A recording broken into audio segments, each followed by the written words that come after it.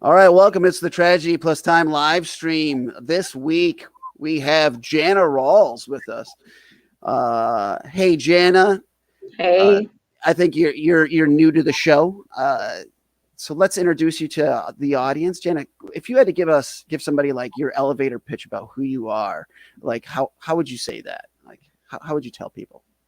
I mean, in general, or like from what you know, because my everyday life, I'm a mom of three, single, full-time job, you know, slight drinking problem, speak in fluent sarcasm, can't kind of steer away from it. But other than that, I am pretty much just the same person. I'm on TikTok. I'm a creator on TikTok, but just the same exact person, but with more people watching. So yeah, that's right.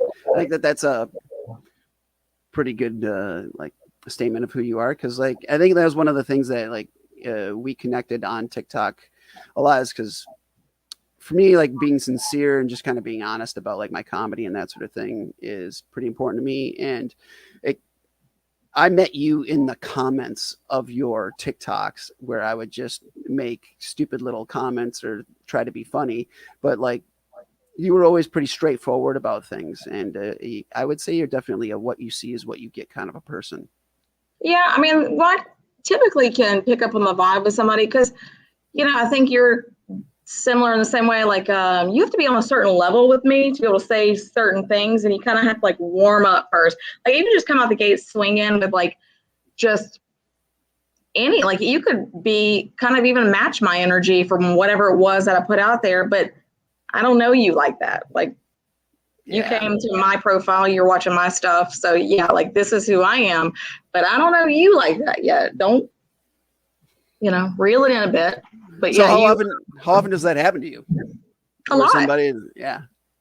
A lot, especially on lives. Yeah. Yeah. So on TikTok lives, the TikTok lives are their own special breed of like they're fun, but they're also ultimately frustrating. Like I have a real problem with TikTok lives because some stupid drama from a follower that I had who would always pop in and they would follow, and I thought that they were a good, decent fan, but then they would always report my live stream whenever I would crack a joke that they didn't like. They liked some of my humor, but not all of it. And as soon as I stepped out of the line, they would report me, and I was just like, "Can you just follow someone else? Just leave me alone." Right. But tonight, I think our topic tonight is going to be kink, and we'll see where that goes. If we follow a tangent and end up somewhere else, that's cool.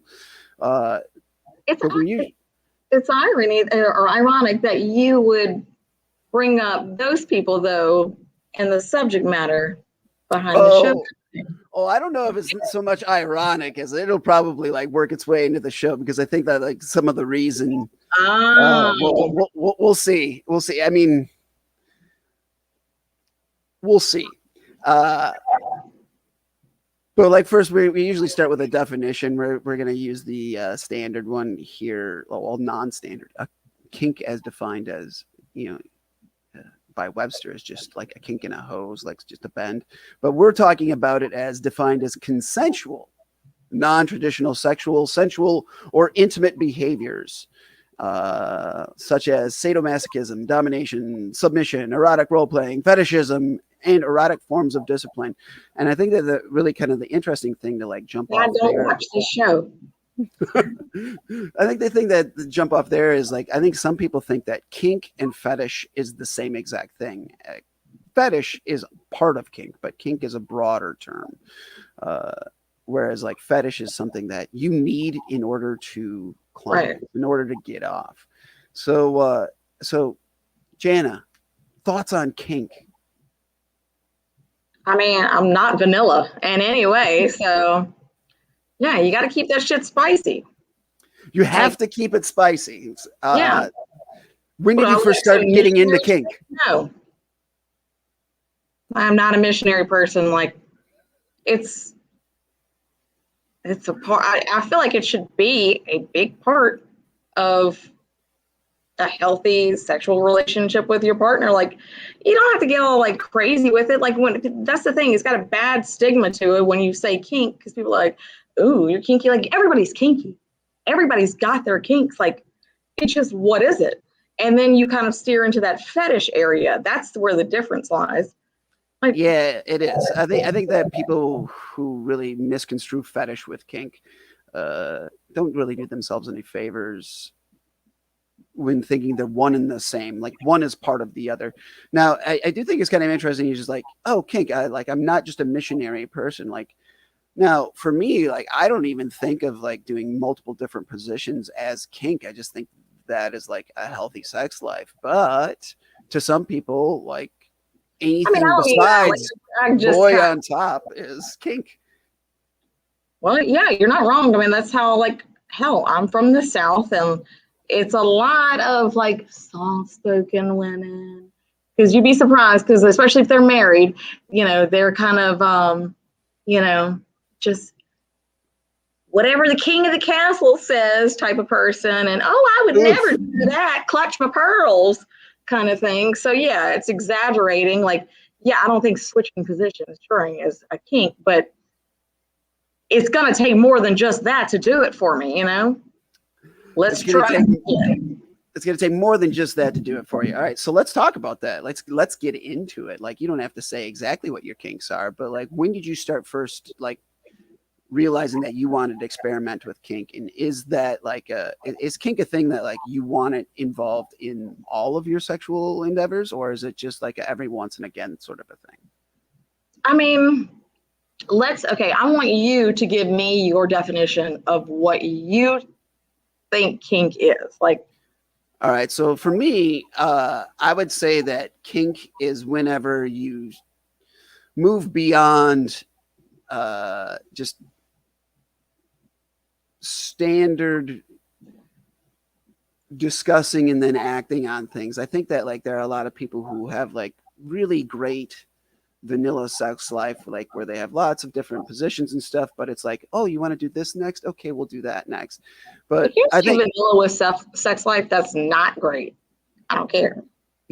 But I mean, for me, I think I usually associate kink with like some sort of power exchange, where you're doing something that it takes an extra conversation with someone to make sure that they're on board and that everyone really understands what's going on when you step foot in the bedroom.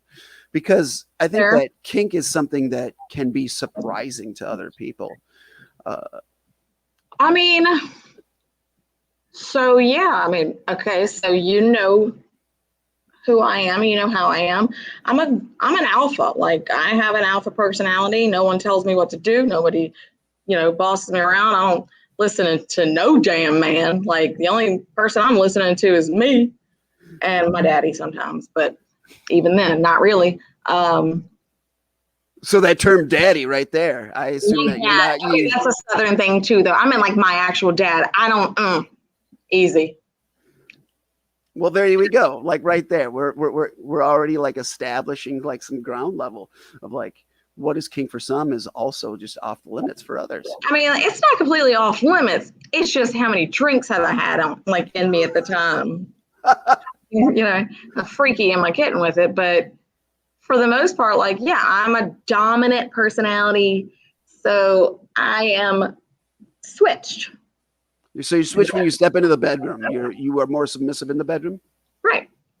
So now that's interesting because like in my experience, so for me, like, I'm neurodiverse. You know that. You are also like on the ADHD train with me, and we've talked about like our struggles with ADHD a number of times, and we'll get more into those on like future episodes. But I know for me that like my general life is kind of a walking disaster at times because like like I don't have my shit together sometimes, or like focusing on things that I need to focus on or mundane things is annoying, but at the same time I can focus on other details that come really easy to me, but they're not the stuff I needed to get done. And like there's a lot of times where I just feel like completely discombobulated as a person from like the way that my neurodiverse brain works.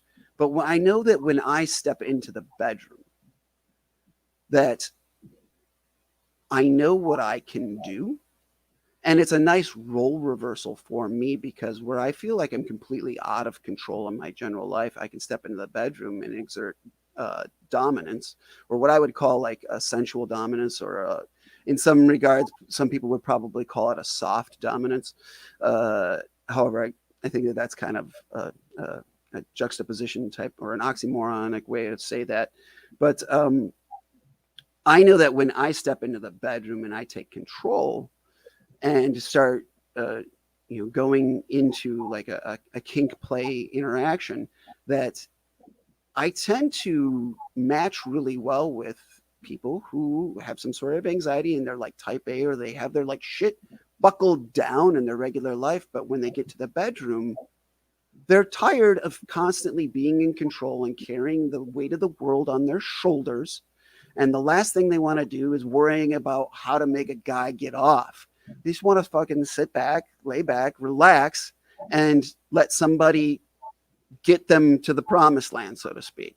I mean, I can't say that is the thing, because I'm not a lay back type of person at all. Like, I just I listen for once in my life.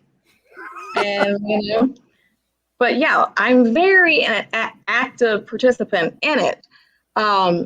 And I feel like I know what you're explaining, because I've been with somebody that was like that.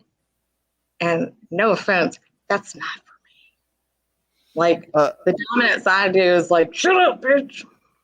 Well, I mean, I think there's a bunch of different types of dominance as well. Like for me, like dominance is more of like a power exchange. So it's very consensual. But like the soft stuff, like there's no soft spoken usually with me. Like, it's like I've dated a guy that was like that, kind of like he was gonna be dominant, but he was like still really tender, and I was like, this is weird. I'm uncomfortable. Yeah, so there are a number of different terms here that are kind of like floating around. So like we have like there's hard dominance, which people who are really, really focused on discipline. There is brat. There's brat. I mean, isn't that just a dominatrix? A dominatrix is just that's a woman who is a dom, or a dominant person. She, Well, I'm just talking about like the whips and all that other shit. Well, I mean, like impact play, fetishism, and like that. And bondage, those are all different aspects. They're all different elements, because you can be into sadomasochism, but not necessarily be into domination and submission. Like, there are borders between the different elements. So what I get from you is, I think that like you like what you like, and you hope that the person who you're with is going to be the thing that you want. Well, right, because I mean, I don't know. I did something recently. I posted about it, but like, yeah, I was married for almost a decade, where it was nothing that I wanted. And it was, almost a decade of being unsatisfied.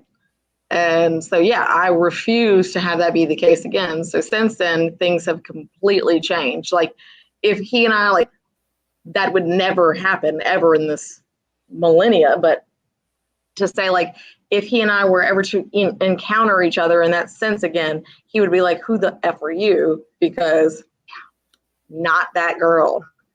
No.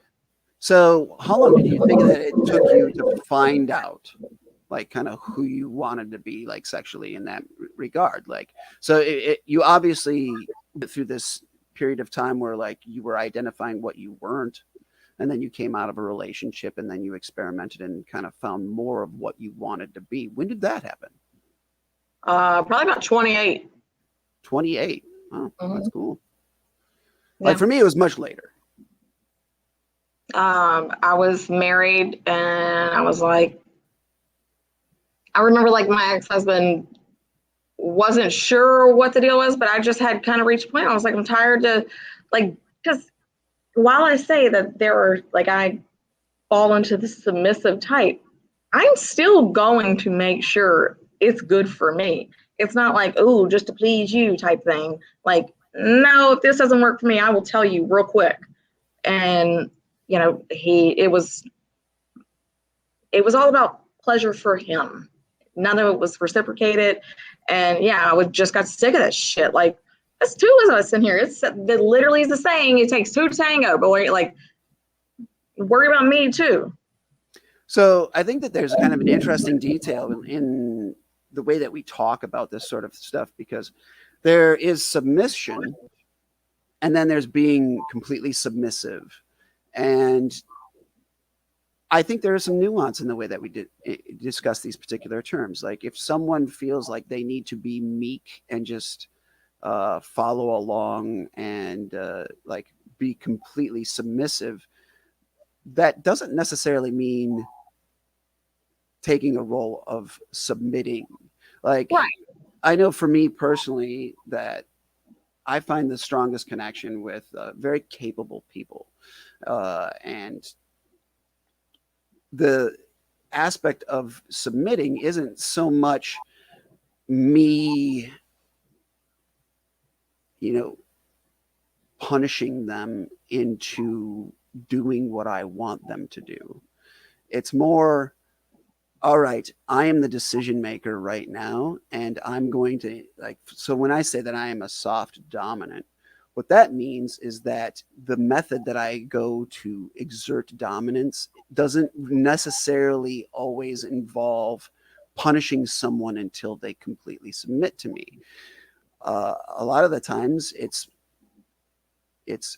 you're going to submit because you said you wanted to submit, and that is right. what my expectation of you is, and this is what we're here to do. Otherwise, that's not really what this is. So I guess like I feel like I'm like, is it possible to like be a bit of both? Because just I kind of like feel like it reflects on my personality, like how I just, even with friends, I'll just like kind of press buttons just to, because you like, I'm not doing it in a way to like be, you know, malicious or anything, but you know that I'll poke at my friends and like just to get a rise out of them in a completely harmless way. But yeah, like it's almost like that, like, okay, you told me what to do, but I'm gonna do the opposite because I want to see what the consequences are of it, like kind of thing. Exactly. So like what you're describing, and it's something that like in the past I've done some switch. So in other words, a switch is a person who does both. Will take a dominant role and then will take a submissive role. And to be honest, being a switch is not really for me. But when I did go down that path and I was trying to be a switch for a little period of time, that the way that would come out is I would be a brat when I would be taking the submissive role, because I would, if bound, I would try to get free, or if I was told to do something, I would make them discipline me. So I enjoyed the playfulness of breaking the rule, making them punish me, and then going along with it. So I would say that, like, you know, you and I have kind of like some things in common. I would say that you probably have more of a brat energy. I do. I mean, like, because there are times where I'll take control of that. But yeah, for the most part, yeah, it's kind of like a teasing thing. I don't like to take anything too seriously in life, because I feel like if it just gets too like intense like that, it's out of my comfort zone. Even like with somebody that like I'm in love with, like, just, I like to be playful. Like, I feel like it should be like, why do you have to have like just so much, just like, because I'm a passionate person, like shit's gonna be passionate, but it just can't be just all of one thing for me. Well, I mean, I think that's also why kink has so many terms, right? Like so many times they're like coming up with different labels, and I think that people are constantly trying to pigeonhole things. But I think for the most part, a lot of people are a lot of different things, and a lot of different things all at one time. And it's like Lauren here, she says, "Of course you can be both. It makes it more fun." And we also have Michelle here. Is agree. I see that people are in here. More fun. So, but Yeah, we have people like watching on YouTube and on Facebook. So kind of like a different amount of people are like dropping in and that sort of stuff. But I wish I could see the comments. oh, You didn't tell me how to do all that. Well, in this situation, I'm in control, and you're just going to have to let go. I don't really see, this is not the situation that is something I'm capable of. So it's just going to have to be a surprise to you, like when I put them up on screen. I'm not comfortable with this. So what you need here is a safe word, right? Kumquat. Kumquat. That's got came out left field. I've never used it before, I swear. Really? All right. So you've never used a safe word before? That was sarcasm. That is my random ass safe word. Yeah. Yep. Kumquat. All right. So let's chase this. So when it comes to like safe wording, it's like I've never had to use a safe word. Like I've never uttered it. I've had one uttered to me where I was like, okay, we're stopping. But like, what's that like? What's that like for you? Like anything else in my life, it literally came out, kumquat, fucker. Was how it happened. So you didn't agree upon it ahead of time or no? I mean, I did, but he just kind of like put a little behind it. That was just a little too like, okay, I'm going to have a black eye tomorrow kind of thing. Yeah. Well, yeah, I think that's why you have safe words, right? So right. To that point, this is something that I wanted to ask. And, if we go into an area that's, uncomfortable, we'll just head on a different tangent. But like, so you've been divorced. Mm-hmm. I'm a pro. Yeah. And you've had different types of relationships and things like that. And, as you do, you self-identify as like, you like to be submissive, but you also like to be made to submit. Are there instances, times, or I guess what we're going to say is like a firm boundary or a hard stop for you, where there are things that are done in the bedroom that remind you of a bad instance that happened outside the bedroom, triggering things? What are those things like? Do you have any of that sort of stuff? Like, for instance, like if you were in a relationship with someone and maybe they got physical with you and they put their hands on your neck and now you don't like choking in the bedroom or something like that. No, because I mean, I have been in a relationship like that before, but none of it parallels anything that's occurred to me in the bedroom. So for you, it's a completely different energy, or you just haven't had the same sort of things? I feel like I'm able to just differentiate between the two, honestly, because it's never even crossed my mind like that. And I've had, bad shit happen to me years ago where, but I also only have flashes of that. So nothing really is triggered, thankfully, in there. I mean, I know that I couldn't imagine trying to come back from that if I, So like if you were triggered in one of those instances, like it hasn't happened yet, but God forbid that it does, but if it did, you would safe word, and then that would probably be the end of the play. Right. The play date. You like trying to build back into like, and I think that's not all that uncommon. I think if you do hit like a hard limit, and it is emotionally triggering, that's where I think aftercare definitely comes in. I think that is also something that is within the role of a dominant, typically. Aftercare, what do you mean, like cuddling? Not necessarily cuddling, but like taking care of the person that you just disciplined. So like if you, like for instance. Nah, I'm grabbing a purse and going home. You're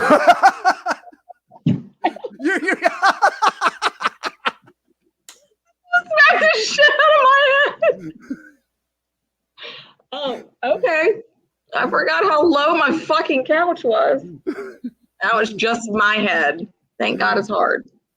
Michelle chimes in is like, the best thing I've heard this week is kumquat, fucker. But to get back on track here, like Oh my God. The you just skip right over the aftercare. If you were made to submit and you're just done, it's like, oh, I'm going to get my aftercare on the drive home. I'm going to like stop in at Taco Bell, get a nice little, or, something like that. Like the role of aftercare for a dominant and a submissive is not necessarily cuddling, but trying to bring them back from a certain level of intensity back to like, I would say to like resetting the table. So like if that's not familiar with that situation, because for the most part, like once it's done, it's like, all right, cool, back to my normal alpha self. What the fuck are you doing? No, I'm not spooning with you. I gotta go. So would you say that there's like a mental switch or like Absolutely. All right, so it's all mental. So I think that like a lot of people, maybe not a lot of people, but I think some who are experiencing like a certain a physical feeling, it does take them a while to like come out of like a submissive energy, like especially like if you were if I'm in a relationship where I love the person, then maybe it's like I got to arm it. I'm not like, as you can probably tell, I'm not a super duper like clingy, affectionate person. Like, really? I know, shocker. It's a huge shocker. I like to make like hell, like for the longest time I haven't really wanted to be in a long-term committed relationship, but it's not like I'm gonna just throw it around. So I do have my regular guy that I see, and he's actually one of my very good friends. So it's not like it's just some stranger. But he told me in the beginning of it, he was like, "You're gonna catch feelings." I'm like, "Oh, you don't know me very well, do you?" And then like 6 months later, he's like, "Why don't you ever text me?" I was like, "Why would I text you? Besides, can you meet tonight?" Like, and you're always like you're always like ahead of the punch. So I don't really ever have to do that. Like, so often when you text him, can you meet tonight? He's already on his way over. Like, I'm usually replying to him. Oh, okay, I gotcha. I mean, it's not like a kind of thing. It's just what the case is. Like, I got a lot of shit going on, so it's not like I take good care of myself, so it's not a huge priority to me. Like, so like when it does cross on, I'm like, yeah, I'm gonna go ahead and text him. But usually, I think there's been one case where I'm like, what you up to tonight? And I was out with friends and I was shit faced, and Wow. All right, we're just finding all sorts of things out. Now, I have a question. Very standard behavior, I feel like. Booty call. Tyson, God. I have no problem with the booty calls. I mean, that's what he's there for. That is his purpose. So he actually would have been out with us that night because he's part of our friend group, but he was working. I'm like, hey, you home from your shift? All right, so Jana, let's bring this into focus here. So what is the role of emotion for you, like in a kink play engagement? Like, because I know that, like you said, he's definitely a friend, so you have built trust. Because I think whenever you get in a kink environment, you do need to have trust, right? Especially if there's like a submission, especially if you're going to take like a brat role and you're going to enjoy being. I don't mean like in like the sense that like I know the term brat in the way that you're using it, but I'm just a brat as a person. So yeah. So it's just kind of like, I feel like it's just reflected there, like me just being a pain in the ass. Like, it's not like, oh, this is part of my kink. Like, I'm a very sexual person. Like, it is a huge deal to me. Like, and I'm going to say this, and I don't want women to be offended by what I'm saying, or men, because cheating is wrong. Like, it is wrong in the relationship if you feel like you're going to cheat. But I have told my friend before that like she literally had not had sex with her husband. And it was like August at that point, since the last October. And I was like, he is going to cheat on you and it's going to be your fault. Like, it wasn't the right thing to say, but I wasn't completely wrong either. Like, she was just withholding to withhold. And I have a very healthy sex drive. So it's just kind of like, I don't know. It's like, yeah, I'm not vanilla. Nothing about me is vanilla, and it's included there. So it's kind of like, yeah, I'll try some shit, but yeah, I don't really know. So for your partner now, is this No, easy. Pump the brakes. for your partner when they happen? Are they ethically non-monogamous, or are they just they're doing some side activity? Oh, that thing is not being stuck anywhere else. No. Okay. Keep that clean. All right. So I do think it's kind of interesting when you bring up the issue of like blame and that sort of thing. Like he's going to cheat on you unless you fuck him. I think that that's kind of the subtext there. But what was she? Why would you say that's the title of a show? Yeah, probably. Or she's going to cheat on you unless you do X. Yeah, and vice versa. I think people will wander when they are not being fulfilled. Well, you mean like, okay, even though I might not be the most affectionate person, I want a companion. Like, even if it's just someone to talk to and relate to and share my day with, like, I look for that. I'm also not going to settle on someone that, like, causing me to have back pain from carrying the damn conversation. Like, no, I'm not gonna settle for that. So no, I've been single for quite a while because I haven't found a person that can be that for me. So yeah, right now that part's covered. But I just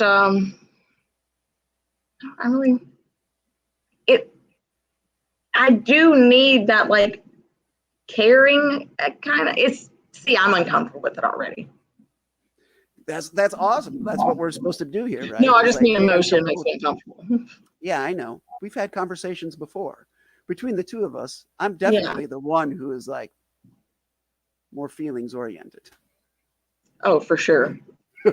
Suck it up, you crybaby. Hey, I'm fine with crying. I like it's part of the fun. Oh no, just while it's on my mind, I have a guy friend of mine, like, he kind of like was interested a little bit, but then I just kind of like stopped responding.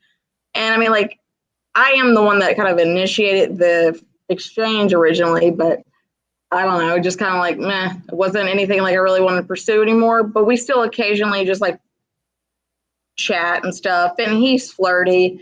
But like, I definitely want to use like my conversation with him today as like a TikTok. Like, this is why I'm single, because he literally, like, I said something to him that hurt his feelings, and he was like, I'm crying. You don't care, like, because I wasn't responding. I was driving, and he just kept going. He was like, you don't even care, and I'm crying right now. So I just responded with, send me a picture.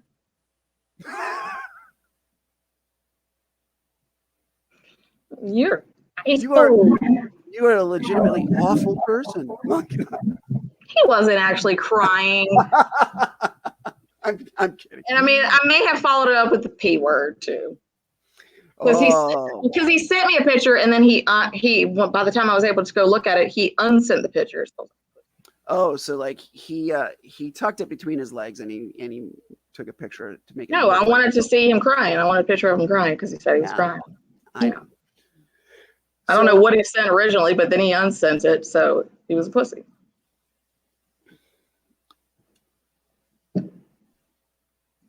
You gotta send me something. You better stand by it. I'm gonna call you out on it. I don't even know why people bother with the unsend at all. I just put it out. Right. Mm-hmm. No, I mean, I totally haven't done it, but yeah, for sure. Yeah, you totally haven't ever unsent anything. No, not once. No. Like... I've not cussed out an ex-boyfriend while drunk, ever. I don't think that you've ever cussed out just like, a friend who you had a misunderstanding with maybe once or twice. Like, that's never happened either. Why would I ever do that? I am a sweet angel. Just sweet as sugar. If I go out in the rain, I will melt, sir. You don't even know. See, now this is the interesting. My nose growing. This is the interesting thing about getting to know you, Jana, is because like there does seem like you keep your dukes up.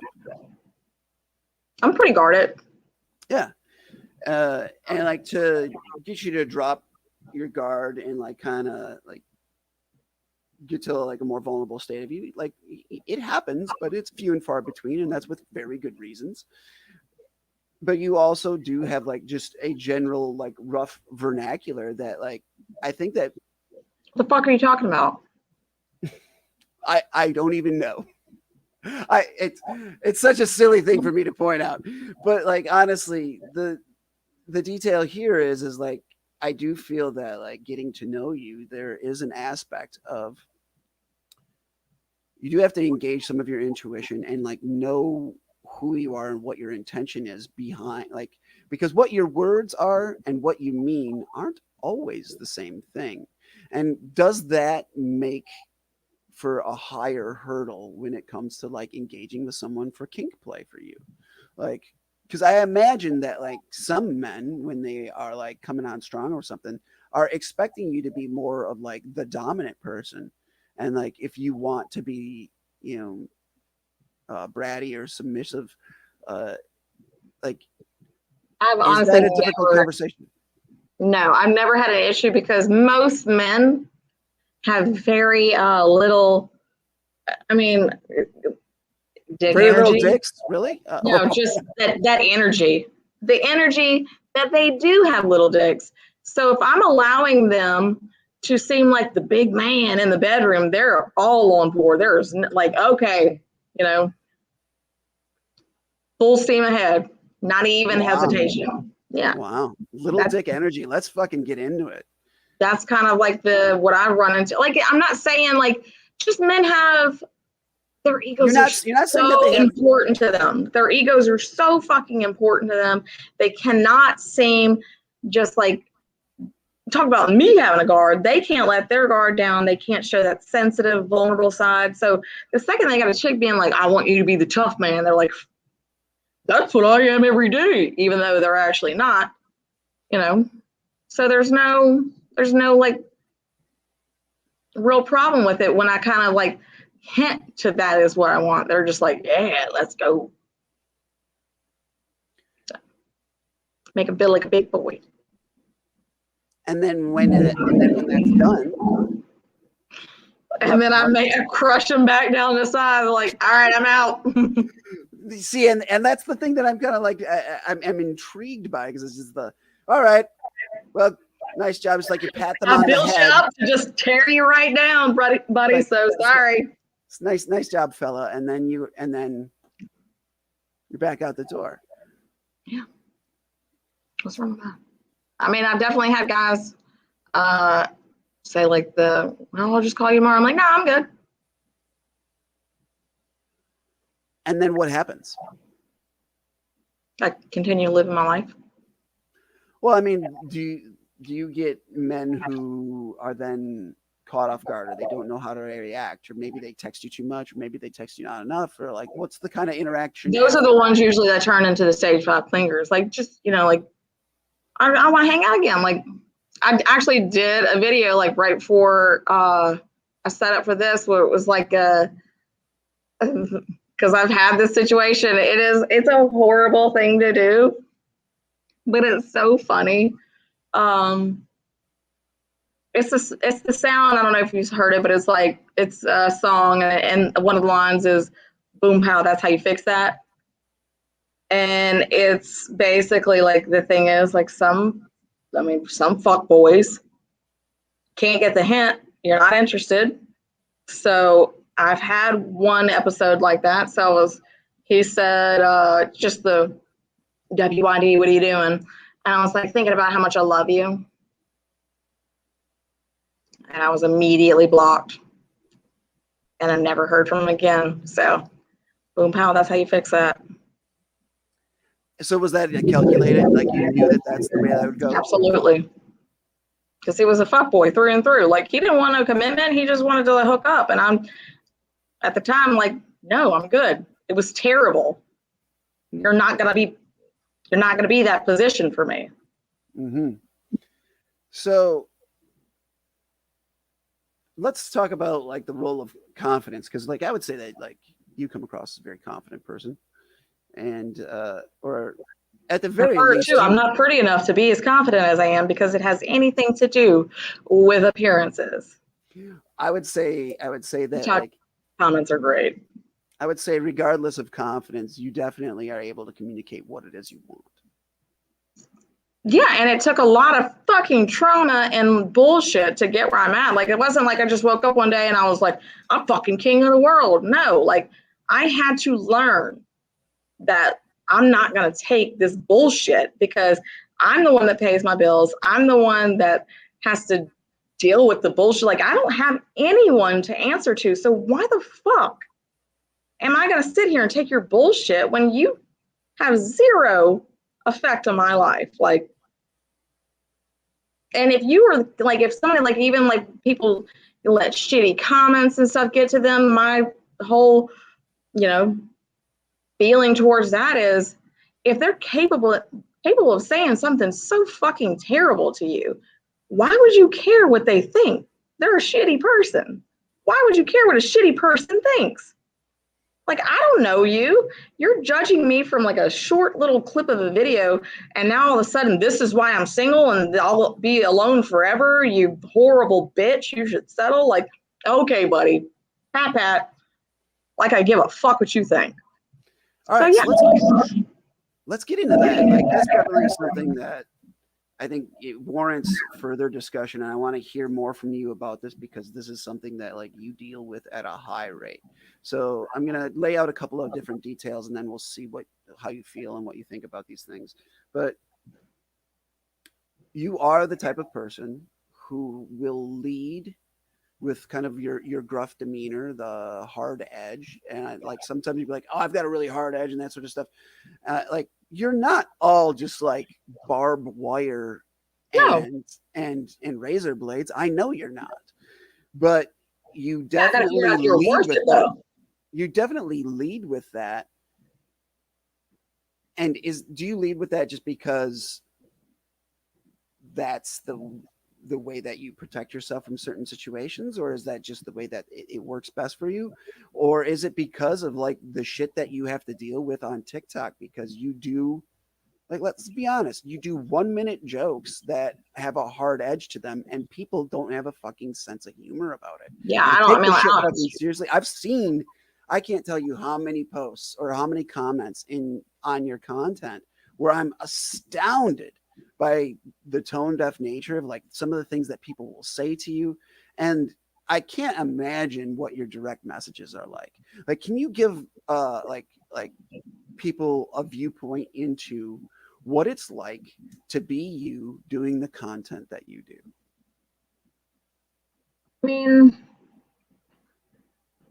for the most part, to start with, I got on the app thinking that women were catty because that's all I had experienced. And it was unfortunate, like, because I got 2 daughters and I'm all about building women up and loving yourself and loving your body and just being happy with who you are, because God damn, are there people that want to tear you down.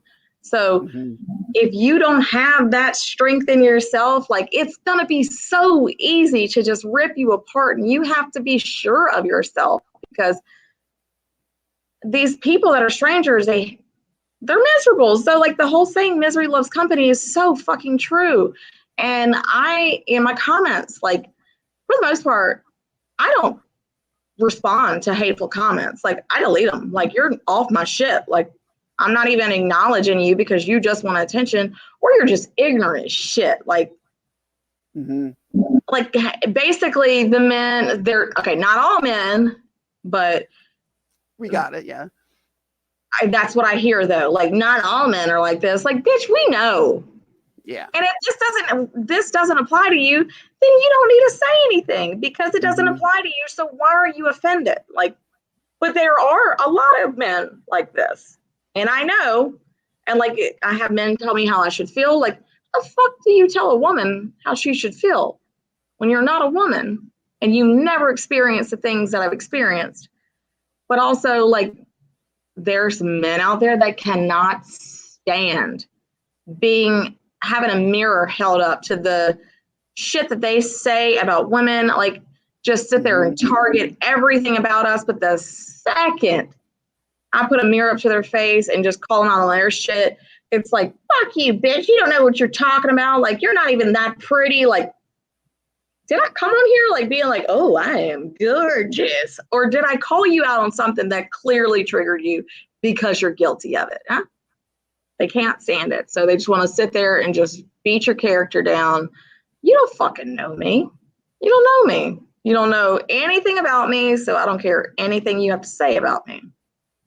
My mom, she will see some of the comments that are said to me, and she is just like worried beyond belief. And I'm like, Mom, I don't lose any sleep at night because these poor men are so fucking insecure. Like, to sit there and just try to rip a stranger, like a woman they have no clue about, apart because she exerted the slightest bit of confidence, and he just had to fucking, put her down a peg or two. Like, So would you say that would you say that some of the part of like who you are and like, these are like the things that you're saying right now, this is the reason why you and I are friends, because I appreciate this, like this element of your personality. This is the part that I really appreciate. And I'm always interested to see like how different things come to the surface, because like even in the time that I've known you, I've seen you kind of change these little bits here and there, and I can get into that a little bit later. But like, I know from your personal story that like you have dealt with like some bad men on a very highly personal level. So like when it comes in from like strangers on the internet, you're like, for me, I get this impression of you're like, fuck that. I've dealt with the real thing. right. Basically, So, like, I know a narcissist a mile away now, thanks to, ex-husband. But and I would love, you're not gonna have any effect on me. I've had way worse.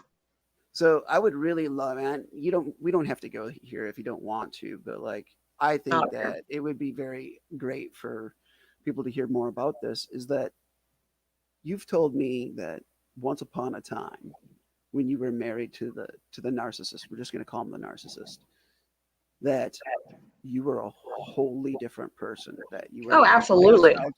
can you tell me about who that person was and then how you have changed from there? Because it is a night and day difference change, and then the change continues. When I first met you, Physically too. when I first met you, even on TikTok, like you would do only kind of like your sarcastic humor, but now it's like you're tired of people judging you for kind of like who you are, and you're going to be who you want to be. So like if you want to do like a thirsty video, you're going to do a thirsty video, and who gives a fuck? Where Yeah. when I first met you, you were like, I'm not even going to go there. Right, because so I didn't want, because women are I could literally go in a live wearing a fucking hoodie, like covered completely, and they're like, nice rack. Like, huh? How are you even seeing that? Like, we're constantly objectified. Like, we don't have thoughts, we don't have feelings. We are a flesh bag for you to stick your dick in, basically, in their opinion. And it's fucking ridiculous. So yeah, when I first got on there, I was just like, I was not prepared for the comments that were to follow. And I also, like, I didn't want my family to be like, oh, or anybody just be like, oh, you're just doing that for views. But it's empowering. Like, I realized over time, like, I'm a bad bitch. Yeah. A thirst trap occasionally makes me feel like a bad bitch. Like, look at that transition. That shit was hardcore. Like, fuck you if you don't like it. But my family, they already know that I'm ape shit. So that went out the window. But like, but can you talk also like compare and contrast like that aspect now versus you when you were married to the narcissist? Because I think that there are people that listen, that they've been in relationships with narcissists, and like maybe they're still like in it, and not like, because there is a path, right? You've seen this path with other people where like they were what you were, and now, and like you see kind of where the path leads and that sort of stuff. Like, yeah, I mean, like, the thing is, like, it was dealt to me over a long period of time. Like, because coming out of high school, that's when I met my ex-husband. And I can't say that, like,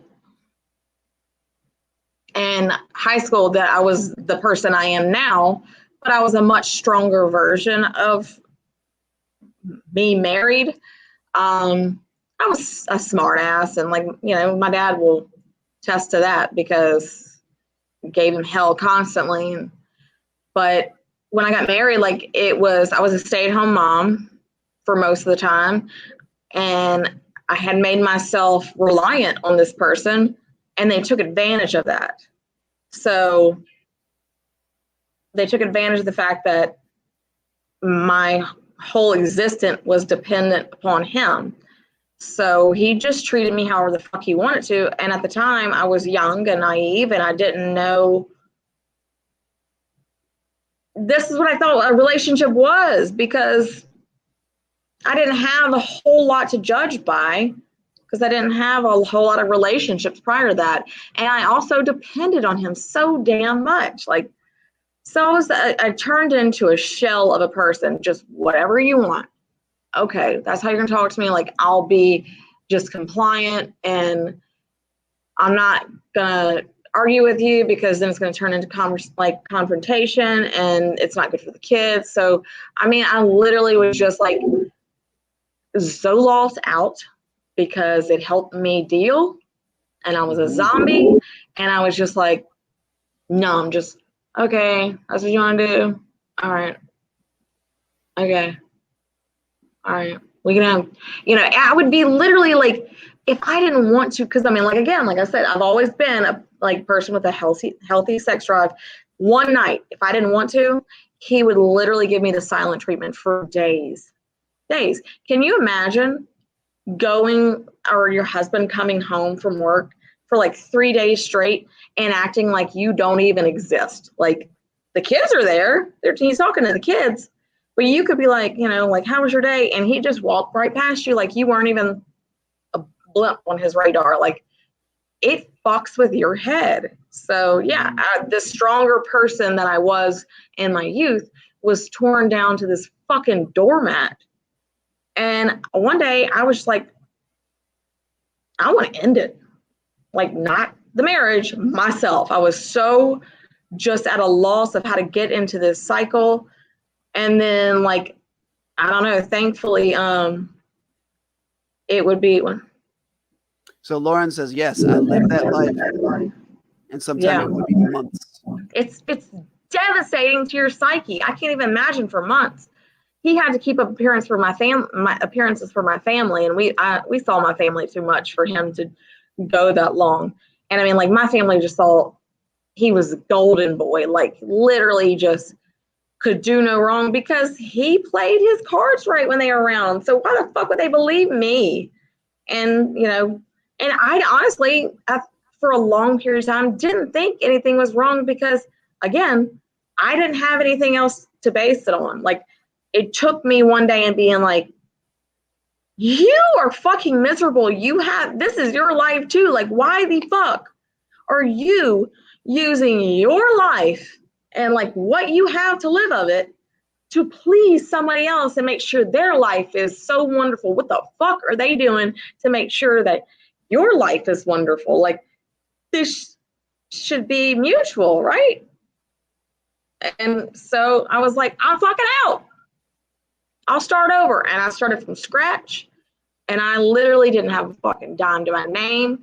He did not, nothing. Started, like, I had to start my whole career ground floor up with no child support, because I had to take them to court, even though I had them just as much, and I was a stay-at-home mom forever. So yeah, that shit will make you tough as shit going through that. Like, I thankfully had a family, was a good support group, but that shit was hard. And I just never fucking again. Never again. Never again will I put myself. I make sure that I don't treat anyone with malicious intent.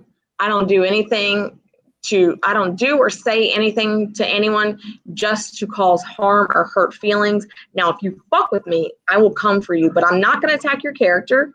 I'm going to tell you why you're fucking stupid for whatever you did or said.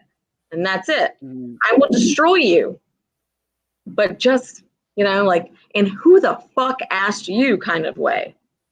And make you feel dumb for ever opening your mouth to me. Because I'll be damned if I have another man tear me down for no good reason. So we have Ashley who's going to ask, Jana, how long have you been out of that relationship? Wow. I've been out of that relationship for almost a decade. Almost a decade. So like there is a time span, because it almost seems like, whenever I talk to people who have dealt with a narcissist, I've dealt with a narcissist, but it was a very small dose. And even that small dose fucked with my brain because they kind of change your reality. They talk you into believing things that aren't true. And you question yourself so deeply because you're like, wait, how did I get into this? How am I here? But it does take a long time to separate out of that. Now, I was so grateful because the house he lives in right now, we built together. But while it was being built, and this was like towards my, like, I can't fucking do this anymore, like feeling, we lived with my older sister.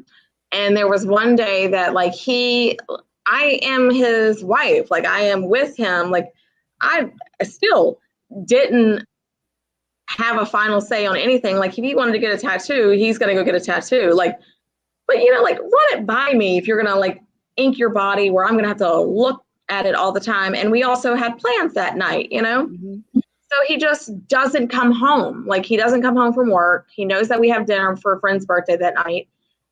Hours go by, no call. He always calls, and he just comes home with a new tattoo all the way down his side. And I'm just like, you didn't think I deserved any type of like communication that you were going to be home late? We had plans. Like I didn't like, hey, I'll be there before dinner, nothing.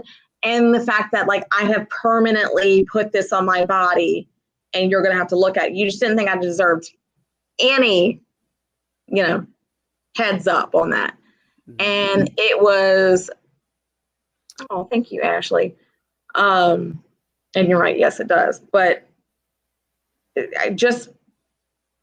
he manipulated the situation so much. And I was grateful that I lived with my sister during that time and my brother-in-law, because the door was open to my bedroom and I was just trying to explain logic. Like, I am mad. I'm not mad. I'm upset that you didn't have the consideration for me to just a simple phone call, a simple like, hey, this is going on. Because again, I was going to have to be on board with it one way or another, but just a heads up, and then it turned into something I did 3 months ago, something I did 6 months ago. And how could you say this to me and blah, blah, blah, blah, blah. And it was just like, just so many stories and changing what he said and just flipping the story. And I came out the room and my sister was like, what the fuck? Like, the hell the conversation ended where it did. Like, I got fucking cross-eyed listening to him because how the fuck did you end up apologizing to him? I was like, I don't know. Because that's how you had to live, right? Because like if you didn't end up apologizing every time or trying to like, it's easier because I would get so fucking lost in the shit that he was saying and throwing at me and manipulating me and gaslighting me. I was like, I'm sorry. You're right. I'm sorry. I shouldn't have said anything. Or was there a cycle? Like if you wouldn't apologize, he wouldn't cycle back into like being at least reasonable or nice. It was just. It was over. It was over usually until he needed to use that ammo for whatever. But like, yeah, if I apologized, he'd be like, it's fine. Like, I understand. Like, it was just like, thank you for finally understanding how wrong you are. And he would do that. As long as it ended with him being in a position of power and control. Right. So I want to ask one thing about this. And I kind of already know the answer, but like maybe you can just like explore it a little bit. But like, I'm sure he used your affection for your children. Because he still does to this day. That's the Right. one thing he has to hang over me. And that hasn't ended. No, they're not. Neither of them are 18 yet. So Mm-hmm. yeah, and well, actually, I haven't spoke. It's funny too, and I'm fine with it. It's hard to explain. Like when I left him, I was done. But I can have a word where it's like online. I'm positive that he was seeing who he's married to now because the timelines are so blurred, which I did not care. I honestly was so done. I didn't care. So the fact that she moved into the house that we had built together 3 weeks after the last item of mine was out was like, cool, leave me alone kind of thing. Like, Yeah, you're distracted. Literally told me that my role in his life, that verbatim is what he said, my role in his life had been replaced. Fantastic. But I am still a super involved, mother to our kids. He tried to get the kids to call her mom and all this other stuff, like it just triggering shit. And then it got to a point where I just did not care anymore. I'm just like, okay. He stopped talking to me about 5 years ago and forced anything to do with the kids to go through his wife. Fine. Not fazed by it. I am kill her with kindness type person. Like, just don't fuck with my kids. Because if you fuck with my kids, then I'll come for you. And I've had several episodes where she tried to step over the line with me and I reminded her who I was and she pulled them toes back. So I don't care. So Good. Did you feel like you had to go through that moment where like you were willing to give up everything? Just absolutely. So I knew I'd still have my kids and I could live in a shack. I could live in a shack with wearing a potato bag every single day. And as long as my kids were fed and happy, I would not blink a damn eye at it. Like, and that's the thing too. Like, he is a very well-off man. He owns a company. I didn't want for anything. We took, international trips and life was grand, but it wasn't because they were terrible trips because of who I was with, type of thing. And, I could have been a kept woman, but it's not worth it. Like, I'd rather be broke and happy than miserable with your ass. So I don't understand like how people can be with somebody for money. Yeah, it is. It boggles my mind as well. Yeah. Because again, like I'm not a super affectionate, but I do. Like I refuse to waste my time on people that don't bring anything positive to my life. I'm not saying bring anything to the table. Like, yeah, you got to carry your weight, but like, you don't have to do anything for me. I don't want your shit. I don't want like gifts, all that. Like, just bring positive energy and vibes to this and we'll be good. Don't, bring me in a hole or some shit like where you have like super bad financial shit. I can't. No, we're not doing that. You need to be grown up, but still. So I think that there's like an aspect of people who are like into substance abuse. They'll often talk about like hitting rock bottom and that sort of stuff. And I think that like in relationships where you're not getting like the sustenance you need to survive, or you're just not being fulfilled, you do hit a rock bottom emotionally. You hit a rock bottom where you're just like, it doesn't fucking matter anymore. Like, I've said that in relationships. Yeah, this life isn't worth anything. Like, I may have like security and I may like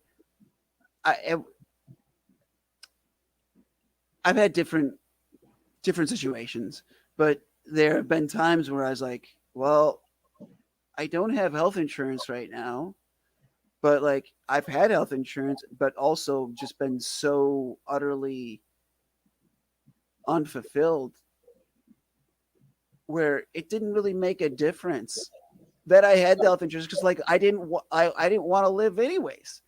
Like there are times, like I think there are times when you learn to go without, because at least your quality, like there's quality of life from like a financial security standpoint, and you know your health equity and all of those different things. But if you don't want to live it, it Right. doesn't make a difference how much it's valuable, because it doesn't have any value to you. Like, why would you buy it? You know? Right. So I mean, I had somebody recently tell me that I was past my prime and I just needed to go ahead and settle. And I'm like, fuck you, fuck that. Because while I may be past my prime, who I want, who you can, sir. So that is how I look. I'm like, because, okay, I'm past my prime. So what you're saying is I have very limited time left. I might as well spend it with someone that makes me happy, you know, and fulfills me. Other than that, I'd rather be fucking alone. And that's kind of the period that I'm at right now, because in the past I was like, because I thought about that not long ago, like this is the longest I've gone without being in a relationship.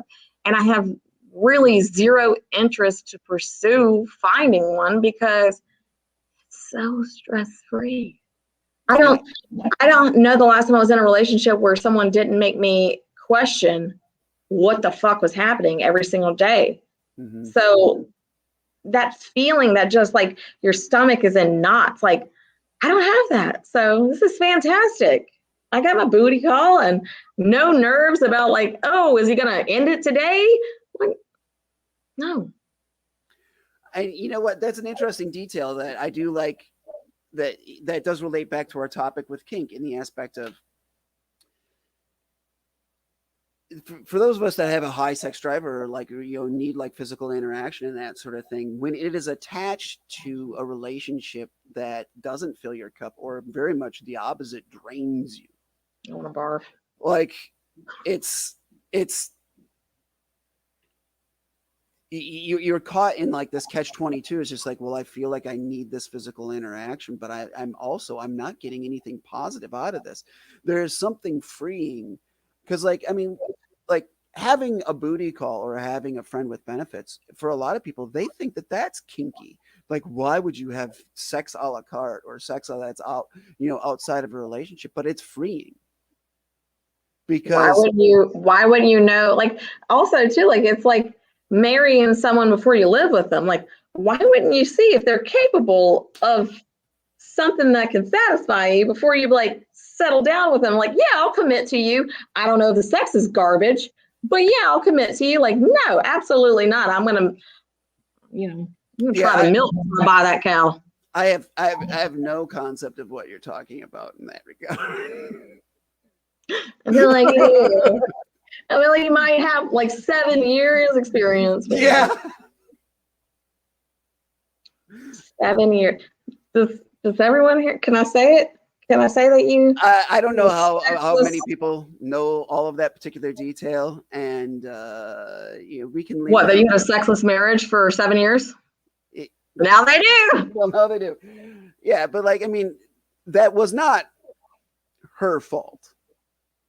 So there is a little bit of a difference there. I do want to at least but say it's your fault for letting it go that long. Like, maybe go to a doctor. Exactly. Like, or I mean, mutual. It's mutual, like equally both your fault. Because like, huh? Yes. Yeah, I can guarantee you that had I had a better attitude towards therapy, and that it could have been a solution for me, because I was taught like, oh yeah, therapy is fine for other people, but Tyson, you're part of the Leatherberry family, part of the, whatever. Like, it's so like funny. you're a good Lutheran. Top of the list for people that need therapy. Yeah. So like, it was fine for everybody else, but for some reason it wasn't fine for me. And I just had a different attitude, and would have gone and like talked to someone, they would have because I had a number of perspectives that were just fucking out of whack, and I needed to have them readjusted, and then it could have been a completely different story. But like, yes, it will change you who you are. Well, I mean, like the thing is, like too, like you were meant to deal with that for whatever reason. Like okay, and like the video I did the other day, and like you know my religious beliefs. That was really like I'm top heavy, I'm falling forward type thing. Like, yeah, that's not a basis of my religious beliefs. That's just a joke. But still, like I don't remember what I was going. ADHD. I went squirrel. Legitimately, on the ADHD squirrel detail, I was hanging out with my friend Will yesterday, and I have been unmedicated for like 15 days now. And we were outside playing frisbee, and a hawk flew by, and I was like, "Dude!" And I literally walked away while the frisbee was in the air. Yeah, that's how I like my jaw pops to this day because I was like, butterfly, and I got hit in the face with a softball. Bitch, still like I could like open my mouth sometimes and just be like, and like, is that your jaw? I'm like, yeah. And what we have learned from that is softball is not for you, right? I was actually a very good shortstop. Now basketball. I don't know why my parents ever put my short, stubby ass in that. Aren't you 5 foot even? Yeah, and I was even smaller when I was putting basketball. Like, what about me was like, she could be good? I was like, she looks like she can jump.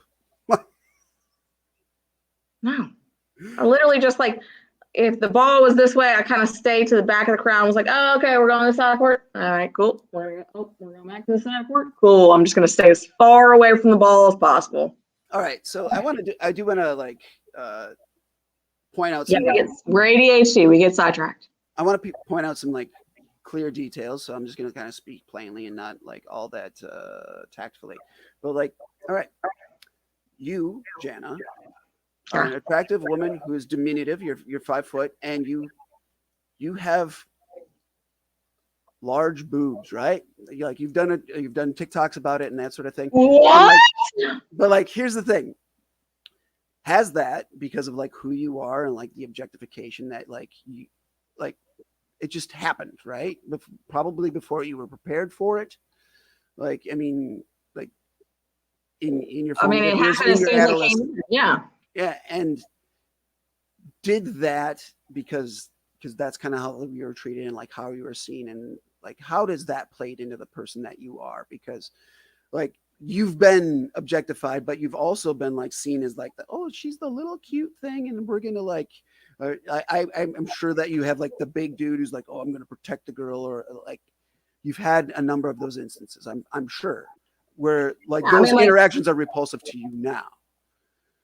Yeah, I can't stand being called a firecracker. Like, bitch, I will show you.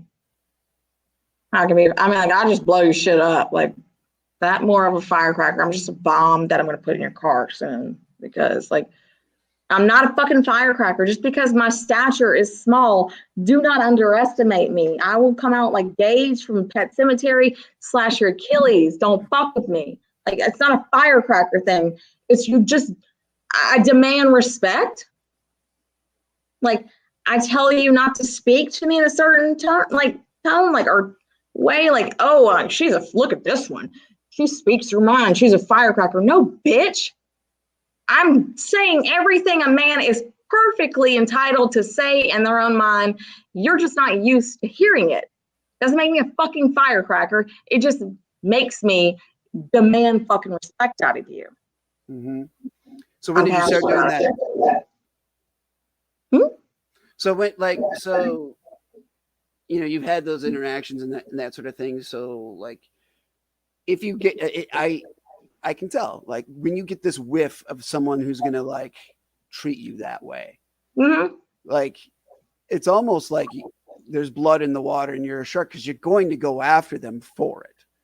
Okay. So on my lives, like, I had to, because I have moderators. So I literally had to have a conversation with one of my, like, I had like at least 4 or 5 moderators in my live one night. I'm like, look, because TikTok got the ability to allow moderators to block people.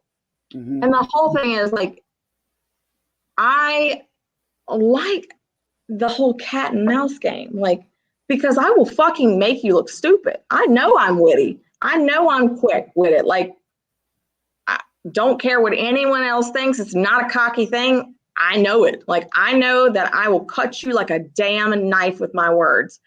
And there's so many men that come in there and they're like, ooh, hey, pretty girl. And for a while there, like, my moderators were immediately, because they know, like, oh, you fucked up. Yeah. Because they would just be blocked. Like, before I could even like get a hold of them, they'd be blocked. I'm like, look, guys, this is fun for me. It's like a freaking cat that catches a bird and just bats a bitch around for a little bit and then lets it go, lets it fly free, and then just again, just to destroy it. Like, then you're blocked. Then you can't come back and report my shit. But no, it's fun for me because it's so stupid. Like, the ignorance and like just, oh God, that's one of my favorite things too. Like, I was like, what made you come in here and like just never spoke to me before? She'd be like, hey, beautiful. He was like, well, that, based off your appearance. I was like, I pulled open his like profile picture as much as I could. I was like, what's up, receding hairline? He fucking, I was like, so, oh, you don't like that? Me calling you something based off your appearance makes you feel objectified? All right, cool. Blocked. All right, so let's talk objectification, and we'll probably close the live stream here down probably after this. But like, I know personally that I don't like to be objectified by the people I don't want to objectify me. But I see your deal. I do kind of really like being objectified by the people who I want to objectify me. That's fair. That's fair. I mean, but there's still a sense of it. Like, I'll play back, but like I did one where this guy that I'm just friends with, but like we've had some flirty banter and stuff, and he did a song that's like, he did a video to it, a song it's Can You Come Me Right Now? That's how the song, like literally the chorus of a song, Can You Come Fuck Me Right Now, is a song. So me, I, played the role as the thirsty person, where it cuts from the end of his video to me just flying out of my bedroom door, smacking the wall and slow motion running just down the hallway. Just, let's go. Yeah, I saw that video. The slow motion part was the part I thought was the funniest. I believe I commented is like, it's like you're the daughter of the $6 million man and CJ from Baywatch. Like, because I meant to ask you about that too, because I was like, huh? Because it was more based on Sandlot. Like, that was where I got my Sandlot moment. Yes, I'm going to base going to get laid by this guy off of a children's movie, Where I was like, when I first saw it, the sound was off and I had to turn the sound back on. But like in my mind, once you did the slow motion thing, I was like hearing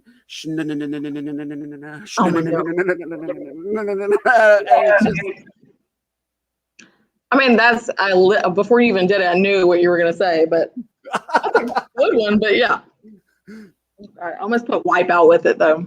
It was either that song or Wipeout, but that one went over because it just sounded the best. So we've had our conversation here. It's been an hour and 18 minutes. That's plenty of time for a live stream show thing, I think.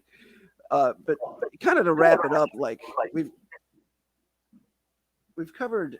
I like where we ended. It's like I think the funny part is that I do think that like when it comes to kink, we want to be objectified by the people we want, right?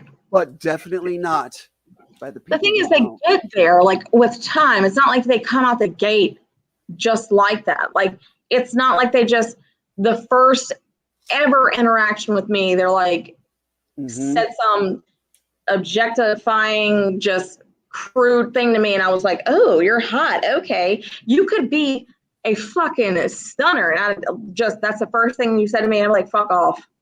I don't care. I think the main reason that you and I are friends is like, I don't think I said anything about your appearance for like. Right. Don't base anything about me off of that, because that's not who I am. Like, I enjoyed watching your content because you were fucking merciless to the people who would very clearly do the stupid, ignorant things that we've talked about tonight, where they'd be like, "Hey, baby, hey, beautiful," and I was just like, I'm just gonna sit back and watch this happen. Like, there's a comic named Chad Daniels. I'll share a link with you after this, but like he does this bit where like he's got his son with him, and they're at like a comedy festival, and they're backstage in the green room, and another comic is giving his son the shit, and is like, "What you think you're in here for?" And another comic turns to Chad Daniels and say, "Aren't you going to save your son? Aren't you going to help your son?" And Chad Daniels turns to his friend comic and says, "No, I sharpened that stick. I know how it pokes." And it's just like, there are times when I like to see the bro dudes, like the fucking brogans that come in like, hey, fucking Jana, I think you're fucking hot. Like I kind of like to watch them come in because I'm like, I mean, that's a lot of men that have a good, or just not insecure, and then I'm friends with, they always say that, like, I'm just here to watch. I'm just here, like, and like somebody will come in and say the wrong thing, and like one of my guy friends will be like, "Yeah, here we go." Like, yeah. There's gonna be like they'll do the popcorn emoji, like, this showtime. Like, she's gonna put this guy up. It's gonna be hilarious. Like, Yeah, because like they don't see it coming all the time. But it's just it's that thing of like, I mean, don't judge a book by its cover, right? Like, I mean, like, oh, she's just so cute and pretty, and like I'm gonna be able to say these things, and she's instantly gonna be interested in me because I was able to say, like, I like your blonde hair. I guess you haven't heard the incident. You know who Fox Runner is? I mean, Sloth Runner. Well, why don't you bring it up to speed for our listeners, anyways? I don't think I really. Okay, Sloth Runner is one of my friends, Sarah. She's a creator on TikTok, and she lives in Waco, Texas. But she came to like see me for my birthday week. Yeah. 2 trips back and forth from Waco twice in 1 week to come see me, and Sarah is gorgeous, very tall, large rack, just redhead, fiery, just beautiful, but super sweet. Like, men say horrible shit to her, and she's like, "That's not very nice." And me, I'm like, "Go fuck yourself." But we went to a bar one night that she was here, and this guy harassed us for hours, like hours. And eventually Sarah was on a live stream at the bar, like, so it's captured on the live, and I need to get it from Sarah because I just want to see how well I handled myself. But yeah, like, he pushed it and he said some stuff to Sarah, and Sarah wasn't handling up on it. So the next thing I knew, and like, I'm not condoning it. I didn't know what I did until it was done, but I punched him in the face. Oh my God. All right. So like, yeah, we shouldn't condone that. I don't, but it happened. And yeah. I mean, ideally you would have used your words first, right? I did for like 2 hours telling him what a piece of shit he was. And well, I mean, in that case, I think that, like, I mean, if you go back in time, if we look at like the way that, like, the boomers would settle their instances, of like, well, you just pull over on the side of the road, and if someone won't shut their mouth, you shut it for them. So, and like, I did. I guess it's that was pretty much what it was. He would not shut the fuck up. He wouldn't put his phone down because he was filming Sarah.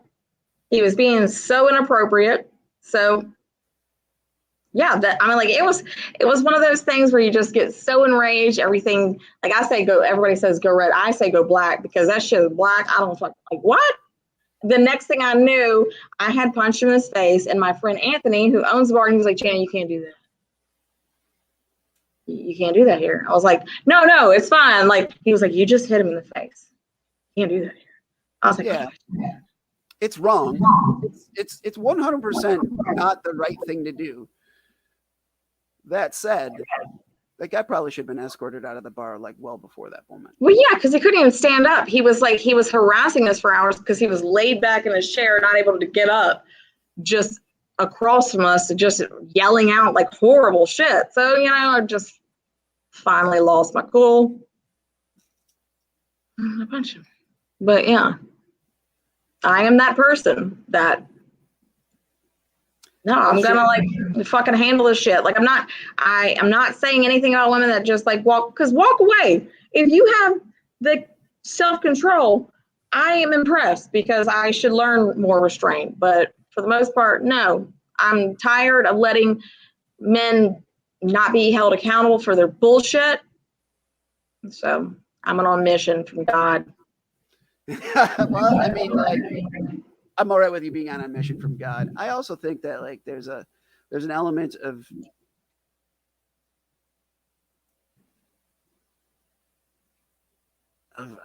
I don't know how to really put it, but like I know this about you, Jana, in the aspect of you will tell people how it is when it's something good, but you will also tell people how it is when it's something bad, if it's something bad about you. Like you do tend to own up to your mistakes.